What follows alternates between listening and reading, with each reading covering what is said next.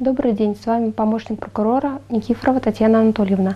С 1 марта 2017 года вступили изменения в правила противопожарного режима и правила пожарной безопасности в лесах. Согласно новым изменениям, собственники, лица, которые владеют, пользуются, распоряжаются территорией, прилегающей к лесу, должны обеспечивать ее очистку от мусора, остатков, а также иных горючих материалов. За нарушение правил пожарной безопасности Кодексом об административных правонарушениях предусмотрена ответственность в виде предупреждения либо штрафа.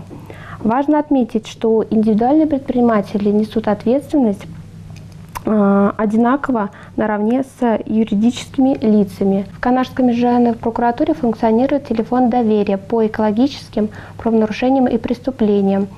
О любых фактах правонарушений и преступлений в лесной сфере, а также в сфере природопользования можно обратиться по номеру 2 15 66 в рабочие дни с 9 до 18:00, либо по телефону в полицию по номеру 02.